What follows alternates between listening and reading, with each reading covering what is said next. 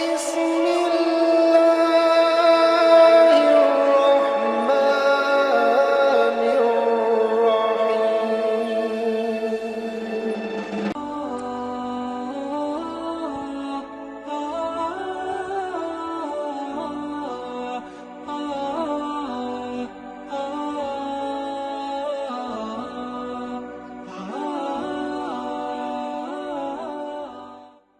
Kali ini insyaallah kita masih akan melanjutkan kajian kita tentang kitab At-Tadhkirah karya Al-Imam Al-Qurtubi rahimahullah rahmatan wasi'ah. Anin Nabi, dari Nabi kita Muhammad sallallahu alaihi wasallam. Qala, beliau bersabda. Apa sabdanya? A'darallahu ila mri'in akhara ajalahu hatta balagha sittina sanatan. A'darallahu, Allah memberikan kesempatan ila mri'in, kepada seseorang, akhara, yang telah Allah akhirkan, ajalahu, ajalnya, hatta balagha sittina sanatan, hingga ia mencapai usia 60 tahun. Jadi kalau jenengan, di antara jenengan sudah ada yang usianya 60 tahun, berarti termasuk yang sudah diberi apa? Kesempatan. Kesempatan untuk apa? Kesempatan untuk taubat, kembali ke jalan Allah. Karena umumnya umatku ini, kata Nabi, umurnya antara 60-70 dan jarang yang lebih dari itu. Kalau ada ya bonus. Itu kesempatan, Allah kasih kesempatan untuk taubat, kembali ke jalan Allah Subhanahu wa ta'ala. Maka ketika mereka mulai melupakan peringatan yang Allah berikan kepada mereka, diingatkan, dablek, diingatkan, dablek, diingatkan, dablek. Kalau bahasa kita, ya wis lek kon dablek terus, kata Allah, fatahna alaihim abwaaba kulli syai'. Kami buka pintu-pintu segala sesuatu dalam bentuk kebaikan-kebaikan duniawi. Tambah durhaka, tambah sukses, tambah durhaka, tambah berhasil, tambah durhaka. Keberhasilannya itu berbanding lurus dengan kedurhakaan. Itu namanya istidraj. Tapi kalau kesuksesannya berbanding lurus dengan ketaatan, tidak usah khawatir. Insya Allah itu barokah. Istidraj itu apa? Luarnya saja nikmat, tapi dalamnya laknat. Sehingga cepat atau lambat, apa yang diperoleh itu akan jadi masalah bagi yang bersangkutan, baik di dunia ini, yang pasti di akhirat nanti, kalau dia tidak bertobat kepada Allah Subhanahu wa ta'ala. Jadi Allah itu, kalau perihal dosa, Allah itu pelit. Jadi perihal dosa Allah pelit, perihal adab Allah pelit. Gak mau Allah mensegerakan, melipat gandakan. Allah tidak mau. Pas saya ngomong Allah pelit itu ada yang negur saya. Tidak pantas Ustaz, sifat pelit disematkan kepada Allah, jadi jangan bilang Allah pelit. Maka saya jawab, di antara al-asmaul husna itu adalah al-qabid. Al-qabid itu secara bahasa artinya menggenggam. Di antara maknanya kalau Anda buka kamus itu yang pelit artinya. Karena Allah itu pelit dosa, pelit siksa Allah itu. Bersyukurlah pada Allah, kita itu bertuhankan Allah yang pelit dosa, pelit siksa. Sehingga kita diberi kesempatan. Allahu Akbar. Sementara untuk masuk surga itu di antara rumusnya ada di surah Al-Qari'ah itu. فَأَمَّا مَنْ ثَقُلَتْ مَوَازِينُهُ فَهُوَ فِي عِيشَةٍ رَاضِيَةٍ وَأَمَّا مَنْ خَفَّتْ مَوَازِينُهُ فَأُمُّهُ هَاوِيَةٌ. Kalau pakai rumus ini loh ya, berarti potensi kita masuk surga lebih besar daripada potensi masuk neraka. Kenapa? Karena pahala dilipat gandakan, udah gitu pahala itu dipercepat catatannya. Berbeda dengan apa? Dosa. Dosa itu tidak segera dicatat. Udah gitu kalau tobat dengan segera tidak pernah dicatat, bahkan udah gitu dilipat ganda, tidak ada pelipat gandaan dalam dosa. Berarti kalau pakai rumus asal kebaikannya lebih berat, masuk surga.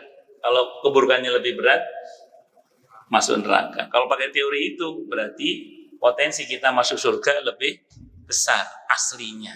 Setiap umatku masuk surga kecuali yang tidak mau. Qalu man ya'ba ya Rasulullah. Siapa yang tidak mau masuk surga itu wahai Rasulullah? Nabi menjawab, man ata'ani dakhalal jannah wa man asani fahuwa aba. Siapa yang mentaatiku dialah yang masuk surga, dan siapa yang mendurhakaiku berarti dia tidak mau masuk surga. Di dalam Al-Quran memang banyak peringatan-peringatan.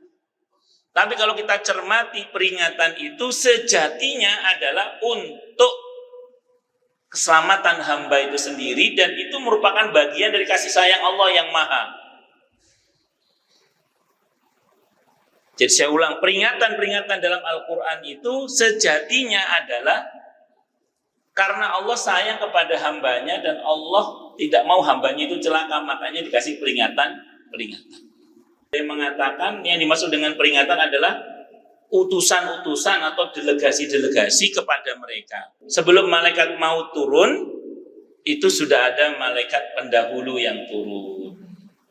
Dan malaikat pendahulu ini, kata Nabi, bisa dilihat oleh orang yang akan mati itu sejauh mata memandang. Sejauh mata memandang. Makanya orang kalau mau mati itu sebenarnya dia itu sudah berada di dua alam sekaligus tanpa dia sadari. Karena dia sudah mulai dengan izin Allah melihat utusan-utusan Allah sebelum malaikat maut. Kalau orang yang mau mati itu orang baik, kata Nabi, malaikat rahmat yang turun. Di Kasyfu Ulumil Akhirah, Imam Ghazali menyebut malaikat itu dengan nama Salsail. Kalau yang bersangkutan orang yang jahat, maka yang menjadi pendahulu itu adalah malaikat adab. Di Kasyfu Ulumil Akhirah, Imam Ghazali menyebut nama malaikat itu dengan istilah Daqyail. Namanya Daqyail. Nabi tidak menyebutkan berapa jarak antara malaikat pendahulu dengan datangnya malaikat maut di hadis itu. Nabi tidak menyebutkan berapa lama jaraknya antara malaikat maut dengan pendahulu itu, jaraknya berapa lama. Tapi di sini disebutkan syarahnya oleh Siti Aisyah radhiyallahu anha. Siti Aisyah mengatakan itu 1 tahun sebelum orang meninggal dunia. Itu 1 tahun sebelum orang itu meninggal dunia. Kata Siti Aisyah radhiyallahu anha ketika mensyarah hadis itu, beliau mengatakan tugas malaikat rahmat, malaikat pendahulu itu untuk membantu yang bersangkutan husnul khotimah. Nah, saya kalau sudah mulai muncul uban di rambut kita, berarti itu tanda apa? Tanda peringatan. Ini di jenggot saya sudah mulai ada uban. Di rambut kita udah mulai ada uban, sebagian banyak ubannya. Maka sesungguhnya uban itu biasanya muncul di usia iktihal. Iktihal itu 40 sampai 60 tahun. Dalam Islam disebut tua itu 60 ke atas. Jadi 61 ke atas itu tua namanya. Kalau masih 60 ke bawah itu belum tua kalau dalam Islam. Ini menurut teori Ibnu Jauzi. Namanya usia kuhulah. Kuhulah itu usia matang lah kalau bahasa kita. STW, setengah tua. Itu dari 40 sampai 60 gitu. Nah, begitu 61 ke atas itu udah tua itu namanya. Kalau WHO 71 kalau nggak salah ya, WHO itu. WHO itu kalau menurut teori Ibnu Jauzi, 40 sampai 60 usia kuhulah, usia matang. Nah, sementara 61 ke atas itu sudah tua namanya. Dan saya ulang, peringatan-peringatan ini sebenarnya dalam rangka untuk supaya kita lebih berhati-hati. Bagi yang mau sadar, yang nggak sadar ya repot, nggak sadar. Ya bagi yang sadar, alhamdulillah. Termasuk peringatan-peringatan terkait dengan munculnya fenomena-fenomena yang ada dalam tubuh kita ini. Ya, ini merupakan bagian dari peringatan-peringatan yang sepatutnya kita waspadai. Nah, perintahnya apa? Siap-siap. Kematian itu tidak untuk ditakutkan, tidak untuk dicari-cari, tapi untuk dipersiapkan. Kapan mati itu nggak jadi soal. Yang terpenting adalah persiapan untuk menghadapi kematian. Qala Al-Azhari, berkata siapa Al-Azhari, Imam Al-Azhari. Maknahu, adapun maksud dari makna an-nadir atau maksud dari kata an-nadir adalah annal huma, bahwa sesungguhnya huma, sakit panas adalah rasulul maut, delegasi kematian. Ai kanaha tash'uru biqudumihi, seolah-olah orang kalau pas sakit panas sudah merasa dekat dengan kematian. Wa tundiru bimajiatihi, dan merasa sudah diperingatkan dengan kedatangan kematian itu. An-nadir, peringatan itu adalah mautul ahl, kematian keluarga, wal aqarib, dan kerabat-kerabat, wal ashab, dan sahabat-sahabat, wal ikhwan, dan ikhwan-ikhwan. Itu semua peringatan bahwa kita akan melanjutkan perjalanan. Jadi itu semua peringatan bahwa kita akan melanjutkan perjalanan. Karena ingat, ini rumus saya sampaikan kapan hari di kajian takziah itu, bahwa kita ini bukan penduduk bumi. Kita ini penduduk akhirat yang masih tinggal di bumi. Saya ulang, kita ini bukan penduduk bumi. Kita ini penduduk akhirat yang masih tinggal di bumi. Karena kita ini harus lanjut ke alam barzah, menanti kiamat, hari kebangkitan, mahsyar, pembagian rapot, hisab, mizan, sirat.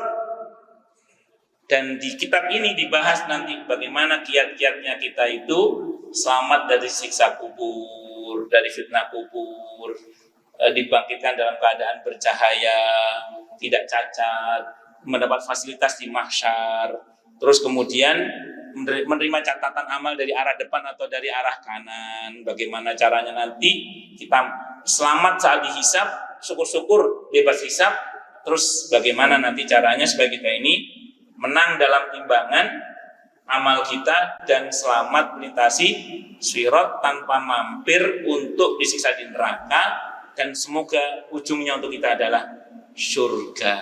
Amin Allahumma amin. Di sini dibahas semua tentang kiat-kiatnya insya Allah.